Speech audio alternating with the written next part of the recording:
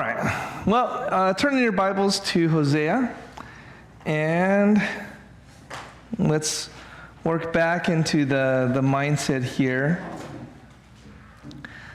Hosea is the prophet who speaks just before the northern kingdom of Israel gets conquered. He's the last prophet to kind of warn them about judgment that's coming. Amos was prior to him, which we studied just before Hosea. And the point is that if Hosea has to preach after Amos, what does that mean about Israel? Did they repent?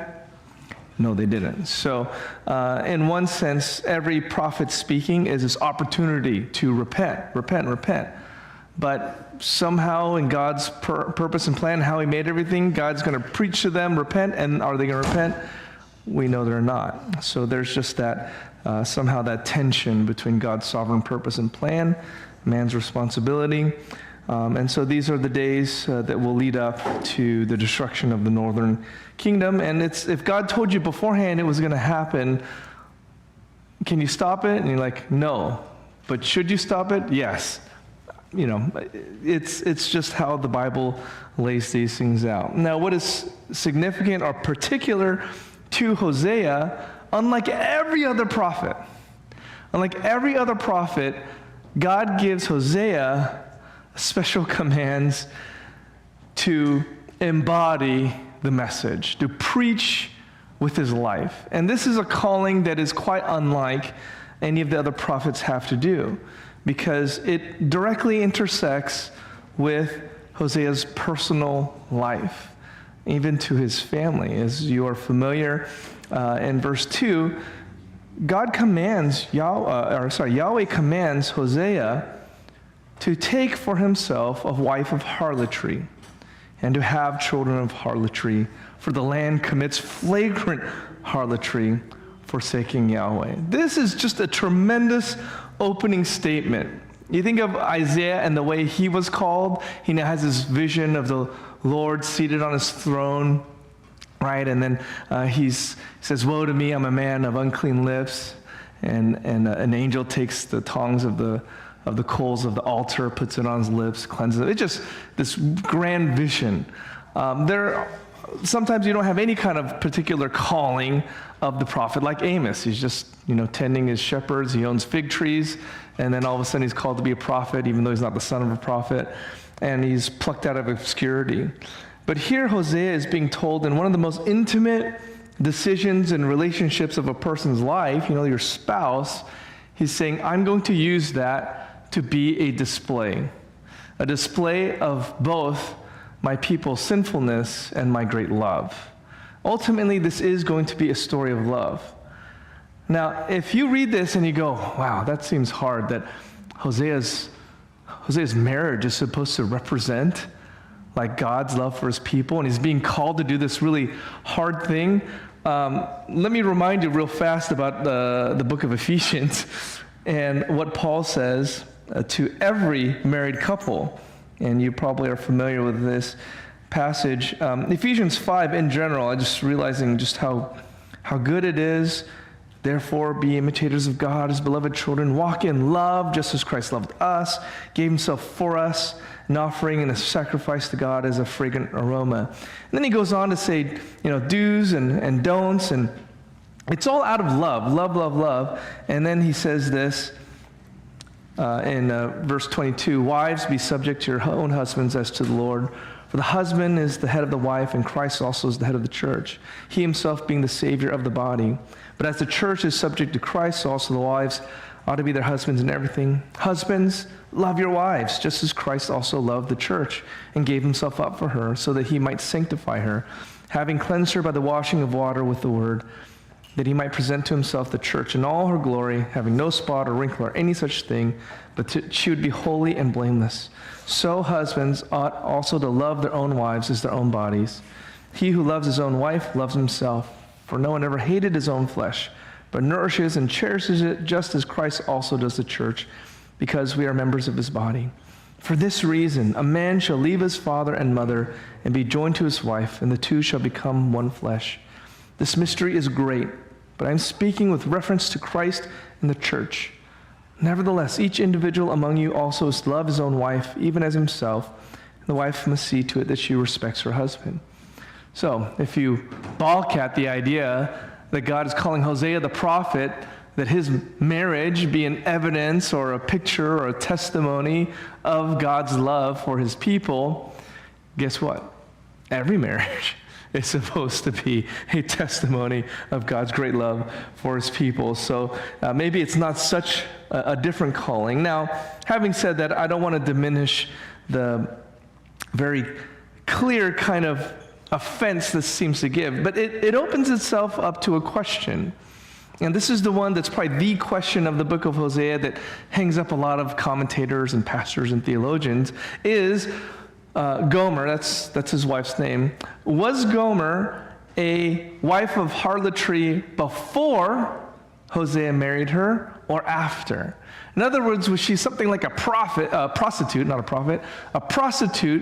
before, and Hosea is being told to marry like a prostitute effectively, who may even have kids out of prostitution, or is he being told to marry someone who, in a sense, will be a prostitute? Do you get this is like the chasteness view or the unchasteness view. And there's other ones like this is allegory, a story, doesn't matter anyway, but let's take it literally, because I think this is meant to be taken literally. Was Hosea being asked here to marry a prostitute or someone who is going to be a prostitute? Does that make sense? So there's a lot of arguments here and there. I won't go through all of them. Either one, it doesn't necessarily matter, because the point is God's love. And if Hosea was being told to marry a prostitute from the get-go, then that's just a sign of God's love. I mean, if you think you're better than a prostitute, in your unbelief and in your sin, you don't get it, right? Like, you don't get it. On the other hand, this is a picture specifically of Israel, or God's chosen people. And so maybe there are a few other factors here. So I lean towards believing that this is what's called proleptic, okay? Proleptic is a vocabulary word for today. Proleptic or proleptically means describing someone or something in terms of what it will become in the future, even though the condition does not yet exist. It comes from the Greek word prolepsis, meaning anticipation. This is not my definition, but I also don't know what the source is, so that's why I put that note there. But it's a good definition. So the idea is sometimes the Bible speaks of a condition that will for sure happen, like you are glorified, or you will be glorified, right? So to speak of you as glorified saints now is to look ahead to the time when you will be glorified, because if you look at me right now, you're not thinking that's a glorified man. But I will be glorified one day. So if you were to speak proleptically, you might say that I'm glorious, but it's more because of what will be true, not what is true yet. Does that make sense? So there's one sense that this is Hosea speaking after the fact, when he says, when Yahweh first spoke through Hosea. So he's writing this, I think, and he's recollecting at the first what happened, and he's able to see now the truth of what was going to happen, that his wife indeed was going to be unfaithful. You also have this idea in Leviticus that the priests, now a prophet's not a priest, but the priests were the holy leaders. They were not allowed to take a prostitute for a wife. So you shall not take a woman who's profaned by harlotry, nor shall they take a woman divorced from her husband, for he is holy to his God. This is talking about the priests. And then a few verses later, again, that he should not take a widow or divorced woman or one who's profaned by harlotry, but the priests were to take a pure woman for themselves. There's also a word for prostitute that's not used. Rather, it's like a verb that's being used. And it's kind of unusual to use this verb to describe the children. Like, it's not like children of prostitution, meaning like kids that a prostitute might have, but it's almost as if the kids are the one committing it. And that just is a weird idea, unless that's also being used like proleptically, that these are going to be unfaithful children, right? And that the woman's unfaithfulness is going to have an impact on her kids. So for a lot of these kinds of reasons, many do believe that Gomer was originally a chaste, pure woman, but she had in her this inclination towards being a harlot, unfaithful, adulteress, so on. But if you're of the other view, that's okay too. Perhaps one other idea that lends itself to this is when God talks about Israel as his bride, he speaks of her very highly and beautifully as if a virgin, as if a pure bride. So if there is supposed to be a parallel between God and Israel, and God describes Israel as being a pure, kind of beautiful woman, then that lends itself to Gomer not being a prostitute, because Israel was not, quote unquote, a prostitute. So you have Jeremiah 2, and 3, go and call out in the ears of Jerusalem, saying, thus says Yahweh, I remember concerning you the loving kindness of your youth, the love of your betrothals, your walking after me in the wilderness through a land not sown. Israel was holy to Yahweh, the first of his produce. All who ate of it became guilty. Evil came upon them, declares Yahweh. You also have Ezekiel talking about, again, just the virgin nature of Israel at the time. So these might lend itself more to the idea that Gomer also was pure beforehand, because Israel was pure beforehand. So he adorns her, he loves her, gives her all these clothes and beautiful things. So this is just when God betrothed or married Israel, it was a beautiful, wonderful, holy, pure, perfect kind of thing. Okay. This quote here I'm going to show you next by James Montgomery Boyce. I think it just does a good job of summarizing it. I thought, Yuri, you could sit there and try to paraphrase it or say it differently, but you know what? Just quote the guy, because he did it so much better than you. It would seem that on one occasion, no doubt early in his life, God came to Hosea to ask him to do a very difficult thing. God said, Hosea, I want you to marry a woman who is going to prove unfaithful to you, but to whom you are nevertheless going to be faithful. You will love her, but she will disgrace your love.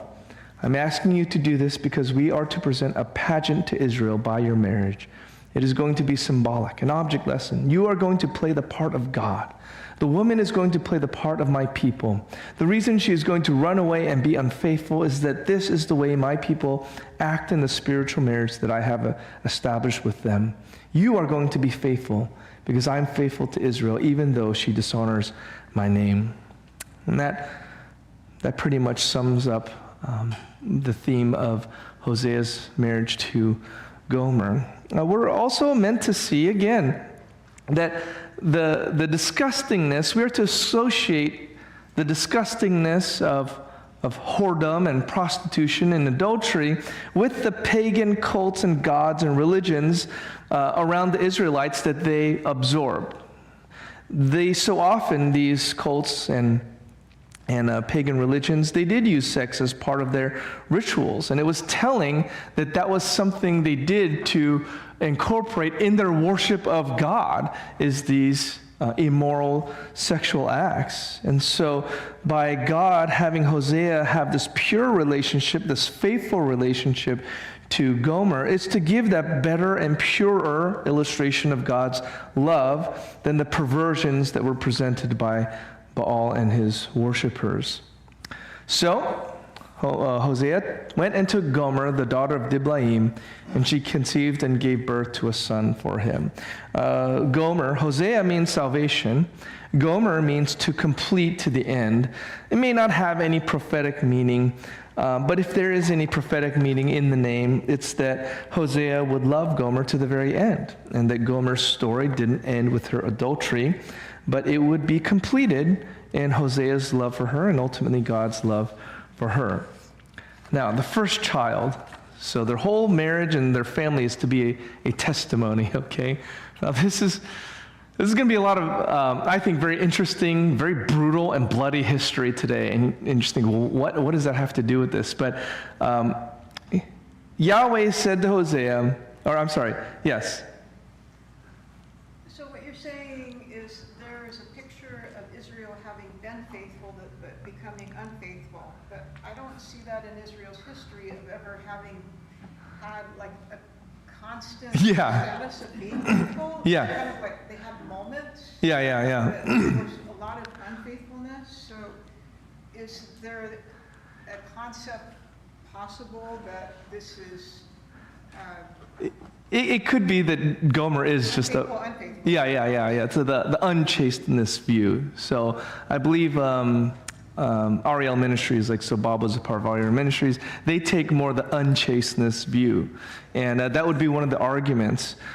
So maybe when you're looking at Jeremiah 2 and he's talking about, the love of your betrothals and this idyllic way of looking at it, maybe this is like looking through rose-colored glasses to point out, my love for you was this way. I saw you this way as a pure, perfect bride, but you weren't ever a pure, perfect bride. Maybe this is God's choice to see her that way, even though you're right. Like you think back all the way to the patriarchs, Abraham, Isaac, Jacob, the 12 tribes, Exodus, Numbers, all that. And you think, wait, when were they actually like good?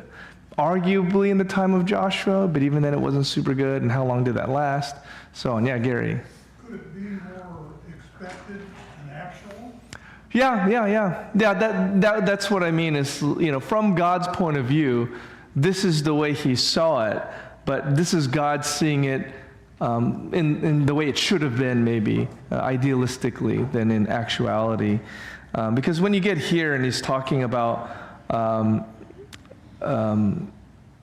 betrothing Israel, it's not necessarily that they were in a super great condition or position. It's almost like I saw you on the road.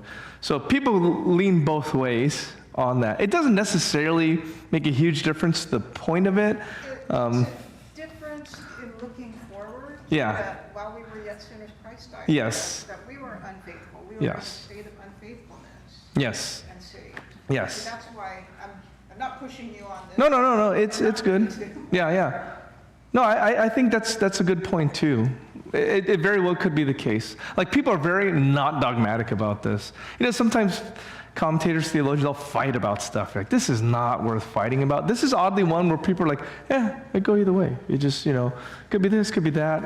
Everyone agrees though that this is primarily about God's love and faithfulness. And maybe it's accentuated by the fact that Hosea intentionally was told to choose a prostitute and loved her from the get-go knowing it, but, or would it be more a statement of God's love and Hosea's love if she was initially pure, but then she fell, but Hosea still loved her even though she started out faithful and was unfaithful? Like which one is the greater display of love?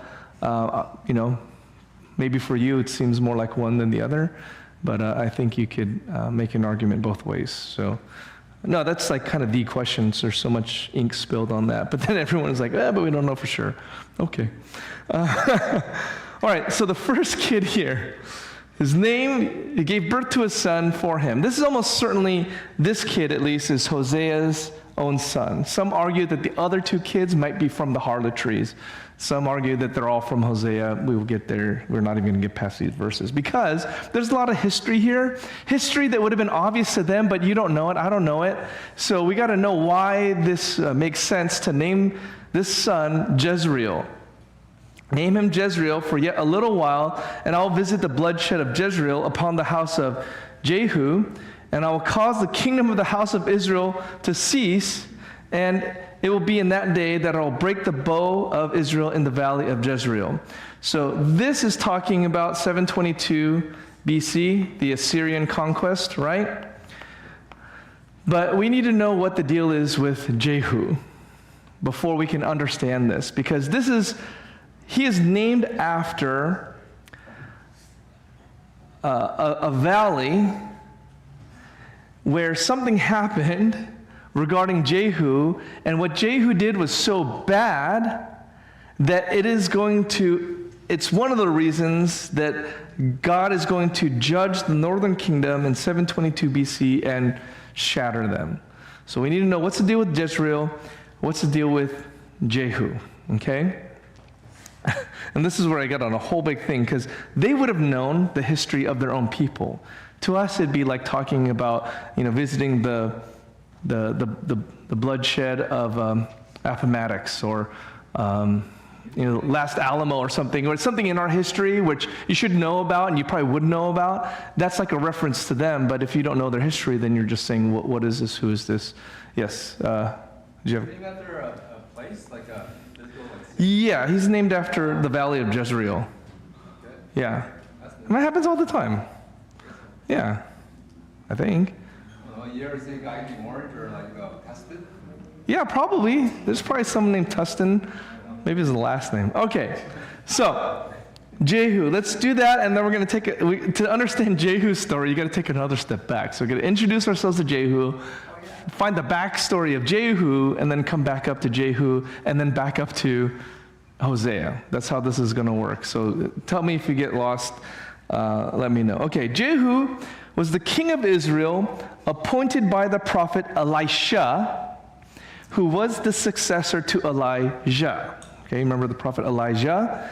He had a successor, Elisha. One of the first things Elisha did was to appoint King Ahab's commander, Jehu, as the next king, an instrument of the destruction of the house of Ahab. So he arose, that is Elisha, and came into the house and poured the oil on his, that is Jehu's head, and said to him, "Thus says Yahweh, the God of Israel, I have anointed you king over the people of Yahweh, even over Israel, and you shall strike the house of Ahab, your master, that I may avenge the blood of my slaves, the prophets, and the blood of all the slaves of Yahweh at the hand of Jezebel." So a lot of blood.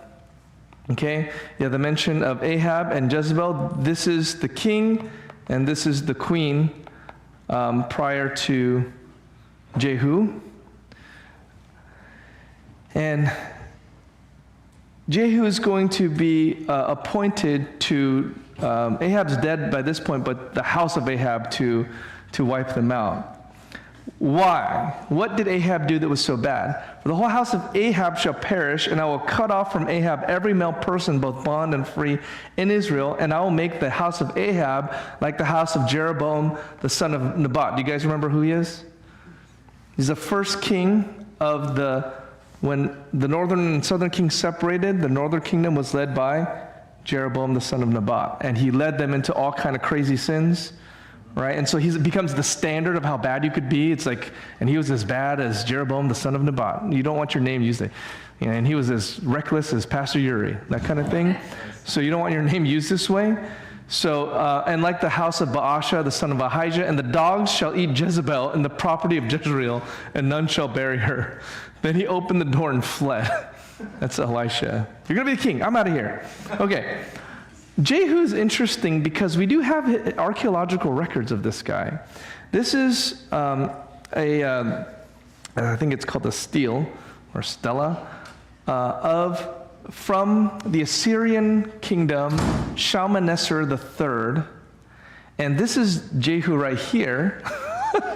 This is one of the first archaeological evidences of like the kings of Israel, something like that. So this is very early, and he's giving tribute to the king of Assyria.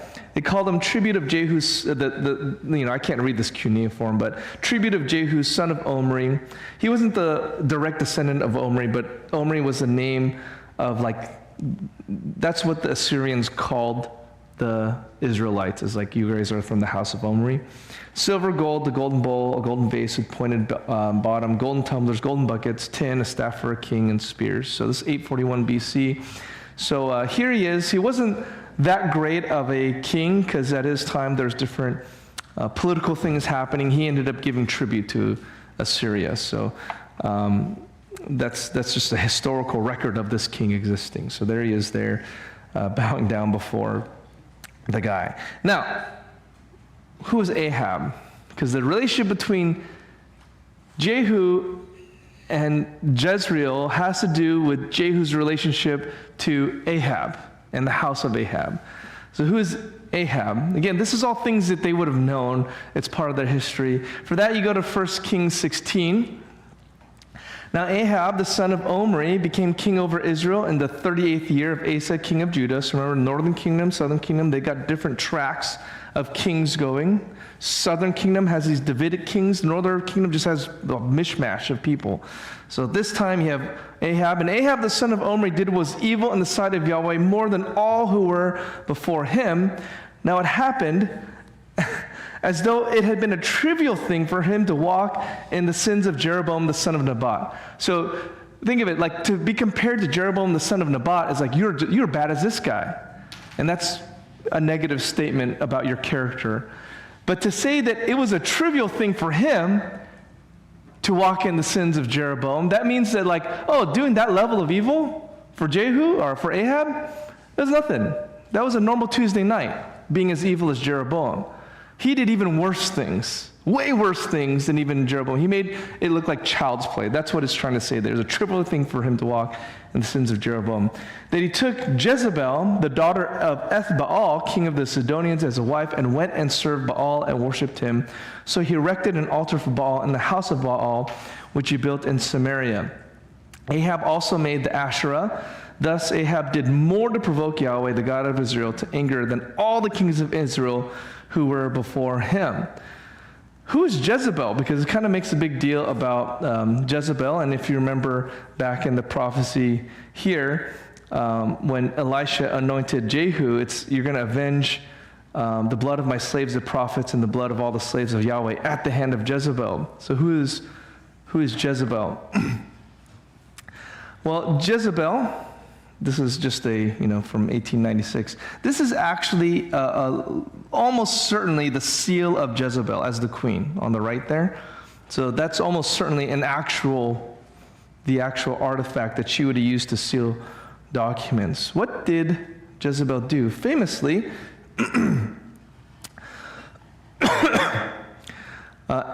Ahab had called Obadiah, who was a prophet. Not Obadiah the prophet, Obadiah the servant. Now Obadiah feared Yahweh greatly, and it happened that when Jezebel was cutting down the prophets of Yahweh, Obadiah took 100 prophets and hid them by 50s in a cave and sustained them with bread and water. So what did Jezebel do? She was a prophet hunter. Not like P-R-O-F-I-T, but P-R-O-P-H-E-T. She hunted prophets of Yahweh, and she had them killed. So if you remember, this leads into the famous challenge of Elijah and the prophets of Baal. Do you remember that story? This is, a print from Lucas Cranach the Younger. I think he's Danish or Dutch. So in 1545, Elijah and the prophets of Baal. Remember when all the prophets of Baal were setting up their altars, and Elijah said, you call down your God to bring fire on the sacrifice, and I'll call down on mine. And they had 500 prophets of Baal, and they're unga-bungaing, cutting themselves, right? And what does Elijah do? He says, keep pouring water on mine. Water, water, water, water. And then calls upon the Lord, and boom, just, fireball from heaven lights his on fire, and then he kills all the prophets of Baal. So this is what we're talking about, Jezebel's attitude or disposition towards the prophets. Like the king of Israel married a woman who made it her passion to murder the prophets of God. That's the kind of man he was. That's the kind of woman she was. So this is just evil couple. Elijah opposed them quite frequently. There's a lot said about Ahab. I mean, he occupies several chapters of 1 Kings. One of the meanest things he does, and he and Jezebel do, is actually to steal a vineyard from a man named Naboth. Where was this vineyard? Jezreel. So if you notice here, it says Tel Jezreel. Tel just means hill. So this is, Jezreel is actually a big valley, a big valley. This is a little hill in the valley, and they've discovered these archaeological ruins right here of a winery. And that's what this is on the top picture, is the remains of this winery. And they feel like, to find a winery means that there's probably a vineyard nearby, right? Makes sense. This is in the approximate location that we're talking about. This might be it. So you could theoretically go even and visit this vineyard. But essentially what happens is King Ahab covets it. He wants it. Naboth says, I'm not interested. So Jezebel says, I've got an idea. You just accuse him of doing evil, wicked stuff, and then we'll kill Naboth, we'll take his vineyard. So this is the evil plan that they hatch. King Ahab goes along with it. And this is how that story ends. Elijah comes up to Ahab, and they have this, hostile relationship to each other, but he also knows he can't just kill him outright. So he says, have you found me, O my enemy? And Elijah answered, I have found you because you have sold yourself to do what is evil in the sight of Yahweh. He's talking about the vineyard thing. Behold, I'll bring evil upon you and will utterly sweep you away and will cut off from Ahab every male, both bond and free in Israel. And I'll make your house like the house of Jeroboam the son of Nebat, and like the house of Baasha the son of Ahijah, because of the provocation with which you have provoked me to anger, and because you have made Israel sin. Of Jezebel also Yahweh also has spoken, saying, the dogs will eat Jezebel in the district of Jezreel. The one belonging to Ahab who dies in the city, the dogs will eat, and the ones who dies in the field, the birds of the sky will eat.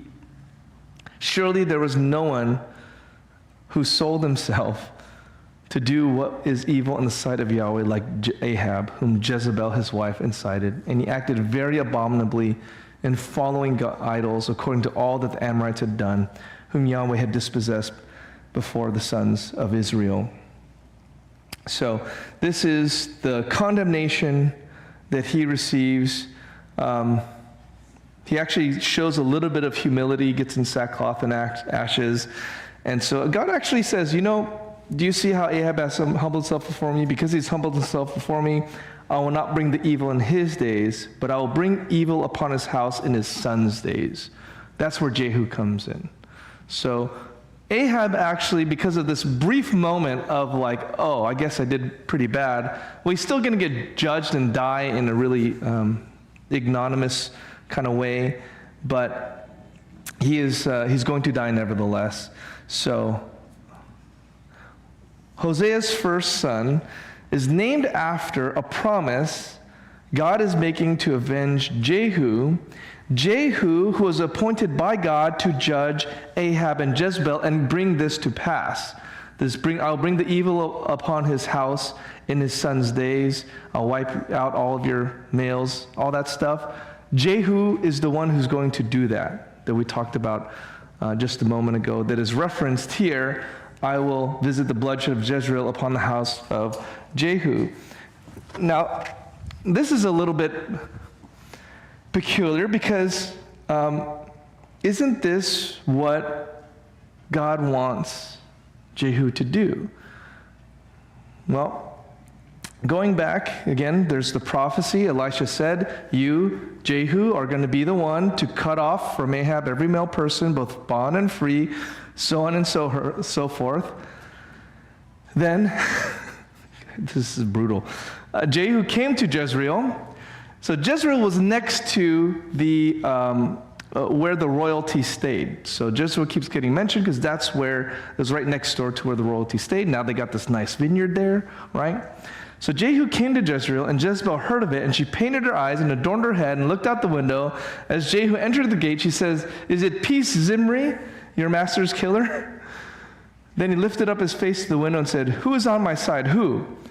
And 2 or 3 officials looked down at him, right? So these are Jezebel's attendants, but Jehu's saying, okay, which one of you guys is going to be loyal to me? And he said, throw her down. And they threw her down.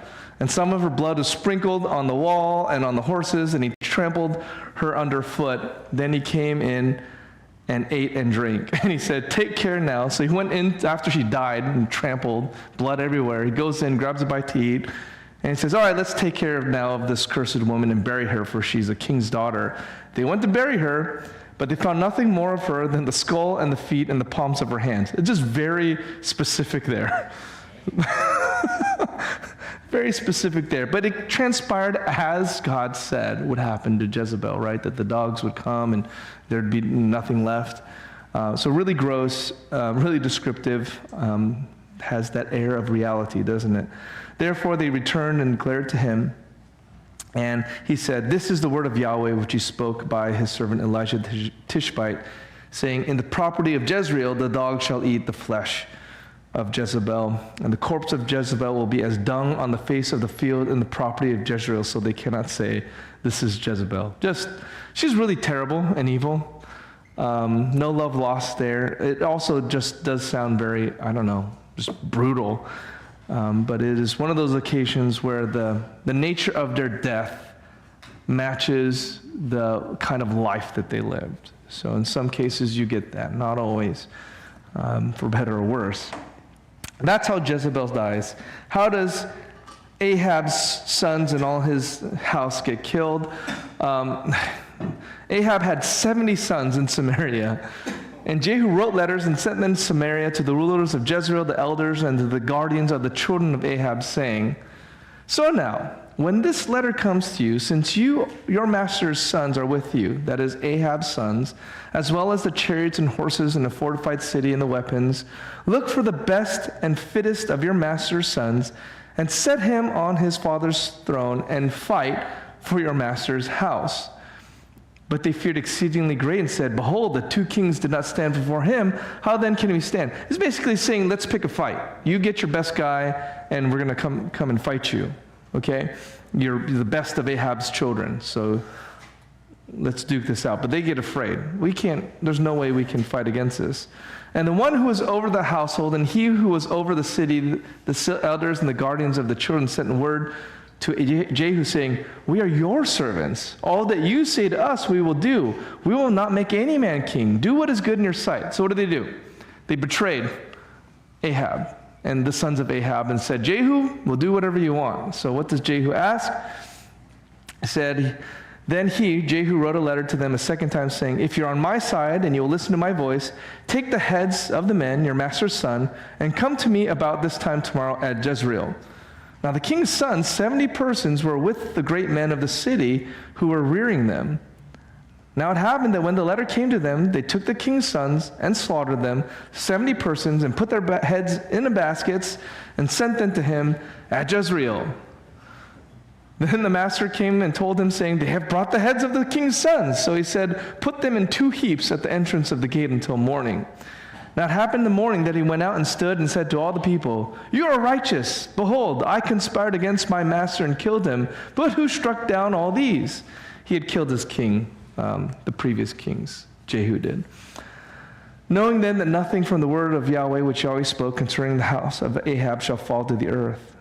Indeed, Yahweh has done what he spoke by the hand of his servant Elijah." So Jehu struck down all who remained of the house of Ahab in Jezreel, and all his great men, and his acquaintances, and his priests, until there was no survivor remaining among them. So, God had instructed Jehu to kill all of Ahab's, sons and descendants, and here they are, probably some of them kids or younger, and the people betrayed Ahab's sons, slaughtered them, cut off all their heads, made 2 heaps. What did Jehu still do? He still killed everyone there that were not related to Ahab. They were just, they were servants and other things. And he left no survivors, even though they're the ones that did his dirty work for him. Do you get it? So very brutal, right? Very violent. Not only that, a few verses later, Jehu came, and that all happened in Jezreel. And Jehu came into the house of Baal with Jehonadab, the son of Rechab, and he said to the slaves of Baal, "Search and see lest there be here with you any of the slaves of Yahweh, but only the slaves of Baal." So he's Baal worshiper hunting, all right? Then they came in to offer sacrifice and burnt offerings, and Jehu had placed for himself 80 men outside. He said, "The one whom permits any of the men who have caused to come into your hands to escape shall give up his life in exchange." So he's going to go into this Baal worship center. He's going to start killing, worshipers of Baal. And when they flee, these guys, their job is to make sure no one gets out alive, because we're slaughtering Baal worshipers. It sounds like a good thing. To a certain degree, it is. So this is what they do. They chase everyone out. They kill them all. They break the pillars of the house. They burn it. They destroy everything. and they've turned it into a toilet. They broke down the house of Baal and made it a latrine to this day. Thus Jehu destroyed Baal out of Israel. Good. Yahweh said to Jehu, because you have done well in doing what is right in my eyes, and have done to the house of Ahab according to all that was in my heart, your sons of the 4th generation shall sit on the throne of Israel. So he did do at least the part where he was supposed to kill the sons of Ahab. But he went a little extra. After that, we have this scenario where he comes across the relatives of Ahaziah, king of Judah. Now, Ahaziah is a southern kingdom king. Okay? So remember, he's northern kingdom. Southern kingdom, they have their own lineage and their own heritage. It just so happens this King Ahaziah at the time in Judah, he is related to Ahab by marriage. Okay? So I should have put the map of this. So Ahab and Jezebel had a daughter, Athaliah. Athaliah married, I believe it's Jehoram, who is a king of Judah. And then they have a son, Ahaziah. I think that's the way it goes. So he's sort of related, but it's by marriage through Athaliah. It's not technically in the like sons of Ahab type situation, right? Because from the daughter.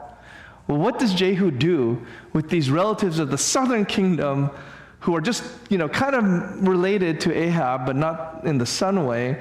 They meet each other on the road, and he said, take them alive. So they took them alive and then slaughtered them at the pit of Beit Eked, 42 men, and he left none of them. So then he killed all those relatives as well. And then, we don't need this part. Okay. The summation, okay, and actually we already did that. Okay. The summation of his life, though, at the end of 2 Kings 10:28, is though he did do some of the will of God, Jehu was not careful to walk in the law of Yahweh, the God of Israel, with all his heart. He did not depart from the sins of Jeroboam, which he made Israel sin. There's an irony because Jehu, for all his killings of the Baals and the Baal worshippers, he left the golden calves at Dan and Bethel. We mentioned that, I think, in our study of Amos, but there's 2 famous golden calves that were made to worship by Jeroboam at the very beginning of the northern kingdom. And those are idols set up from the very beginning. If Jehu really was about God, he wouldn't have just stopped at killing worshipers of Baal and making the temples of Baal into toilets. He would have taken care of these golden calves at Dan and Bethel, but he didn't. And he was just like all the other kings. And so, when we get back all the way to Hosea, all of that is kind of in mind when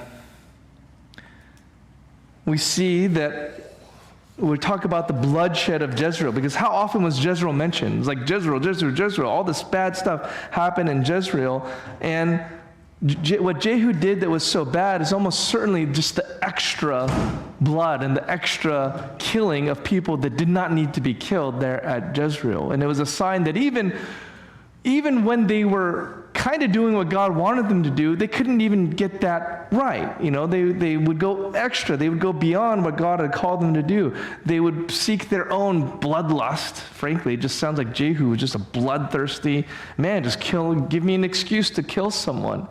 And he took God's justice not seriously enough, that it's only these people and no more. And because of that, in a sense, God cannot trust the people of Israel to execute his judgment and his justice properly. He is going to bring the kingdom of Israel to an end. And it is true, it said that Jehu was told that his sons to the 4th generation would live, and so it was that, if you remember, Hosea is preaching into the time of Jeroboam the second, not Jeroboam the first from the beginning, Jeroboam the second. And Jeroboam the second's son, is Zechariah, who's probably alive at this time, and he would be the last in Jehu's dynasty. There's going to be other kings of Israel, but as far as Jehu's concerned, it stops at the 4th generation, just as God prophesied. But here it's being told, Hosea, your son is named after all these terrible things. Like when you name your kid Jezreel, it would be like naming your kid after some brutal battle, like a Hamburger Hill in Vietnam, or why is it escaping me? The famous one, the Civil War. Gettysburg, yeah.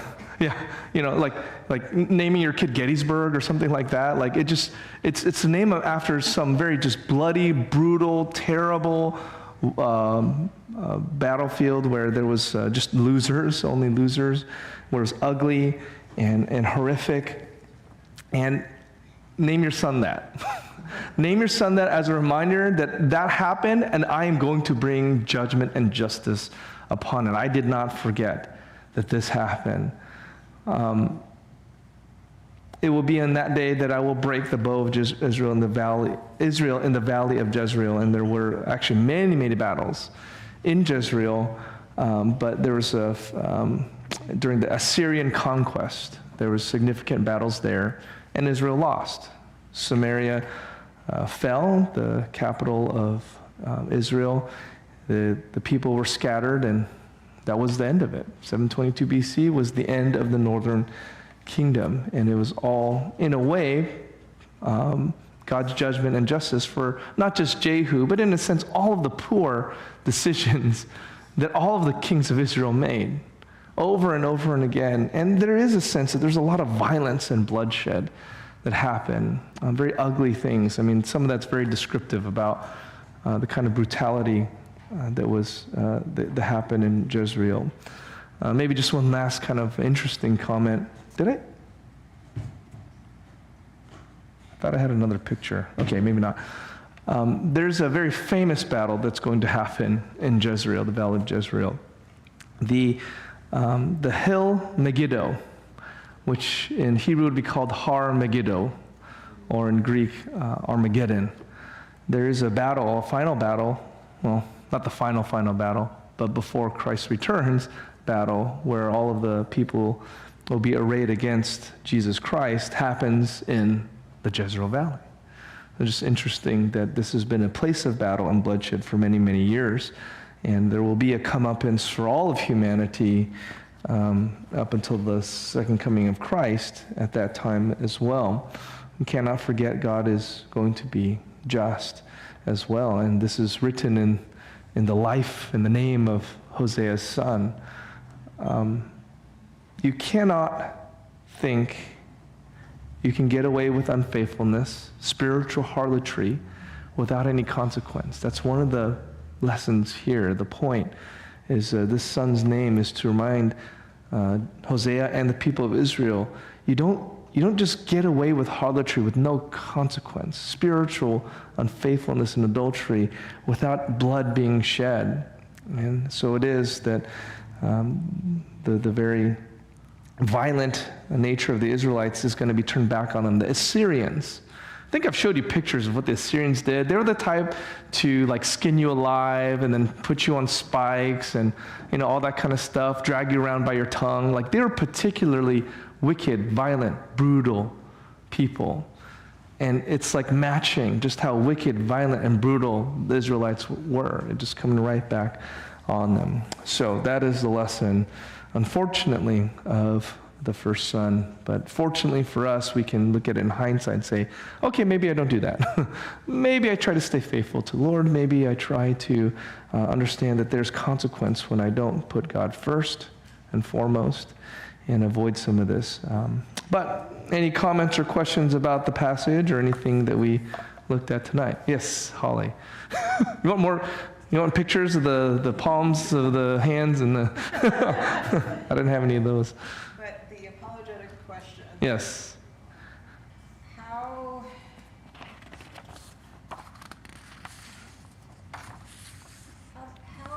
do we reflect on God blessing the unjust people to do vile things Yeah. for his purpose. Yes. And feel satisfied that God is just and good. Yes. So, the book of Habakkuk actually is entirely about that. So, Habakkuk is commenting about Judah, though. It's a similar scenario. It's like 100 years later, but now the Babylonians are coming to judge Judah for the same things that Israel has done, right? And so Habakkuk is saying, do you not see the evil that Judah is doing? What are you going to do to stop it? And God's response is, well, I'm going to bring the Chaldeans, the Babylonians, and they're going to be my hand of recompense against them. And Habakkuk's response to that is, how can you use evil people to judge evil people? Your eyes are too pure to see evil. You cannot look on trouble. How can you do this? And then he says, I will stand on my guard post and I'll wait and see for the answer. And when God responds, his response is, oh, I'm going to judge the Babylonians too. Yeah. Like, don't worry. I'm gonna judge them too. So I'm gonna use them to judge the people of Judah, but then I'm gonna judge them for all the evil and wickedness they too. And to that, Habakkuk's response is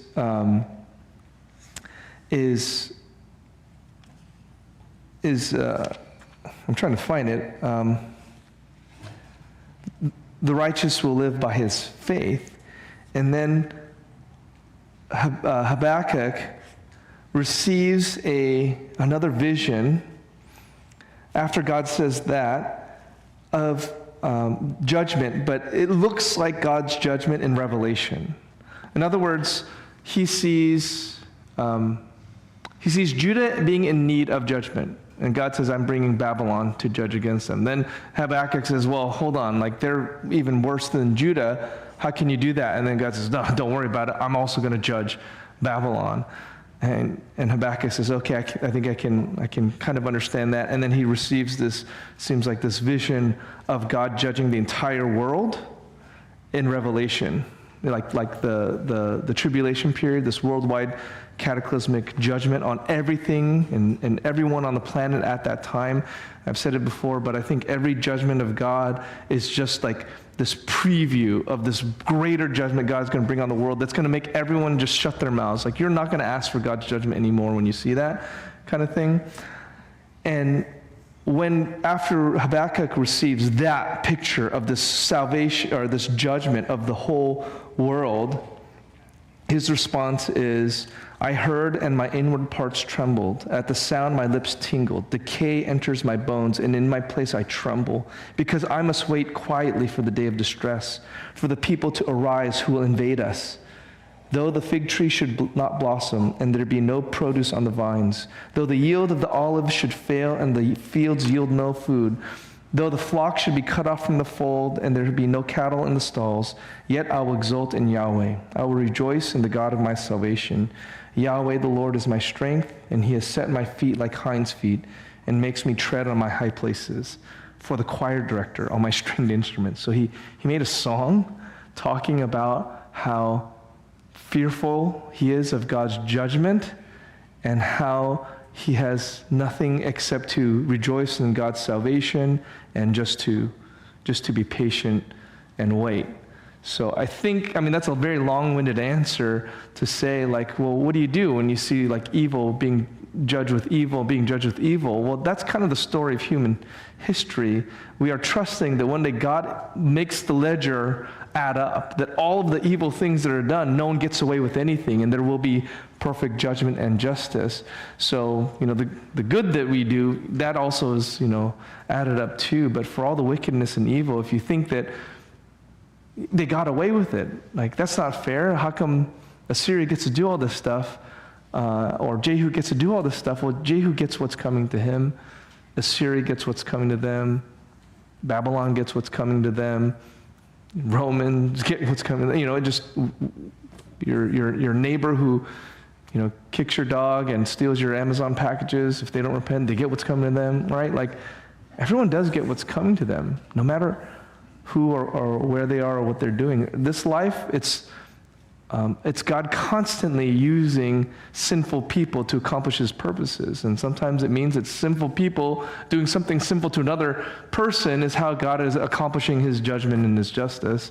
It's almost necessarily so at times, just because we're in a sin-cursed world. I don't know if that's a satisfactory answer, if that gets to kind of what you're asking. I assembled it in my head. No one can understand big picture justice because no one has seen the full picture. So when we make statements like history is written by the victors, it is only because we are looking at a perspective at a point in history, but no one has ever seen the fullness of justice. Sure, yeah. And no one will ever see until the end. Yeah. And the irony with this Jezreel thing is, Revelation 16:16, when all the nations of the earth gather against Jesus at his second coming, they meet in Har Megiddo, the Mount of Megiddo, which overlooks Jezreel Valley. And so there's this, it's not the final judgment, because if you remember, after the 1,000 years, there's another last uprising, which you can hardly call an uprising. But this is, as far as like the narrative story is concerned, this is the whole world, as best as they can, rising up against Jesus Christ in the Battle of Armageddon. And that's when Jesus comes down, and he's got, King of Kings and Lord of Lords written on his thighs, and a sword coming out of his mouth, and the blood gets to bridle's height, all that stuff. Well, that's just that picture of judgment is there also in Jezreel Valley. So maybe that kind of completes the picture a little bit as well. Any other comments, questions? After just like the comment, the question about calling someone after like a geographical location. I'm curious actually for people I was bored, I had like a Thomas guy who I'll figure what was like a wall. So I picked I did a story of pick like nine names. I just go to the city, this sounds good, okay, use it, and then I sent it to I just took 10 names and I made a story. It's like on the right side. It's really weird. I actually did it. No. Israel did it. Forgot about that when I said that. Okay, I didn't exactly track what you're saying, but I had a story just with names. I was like, I can get names. And they randomly took city. Oh, this sounds cool. And okay, write this name, and then they just used it as the character that I had in the story. So, I don't know if I had that. okay, that doesn't necessarily have to do this. Am I right in? It's comment on a comment section. Okay.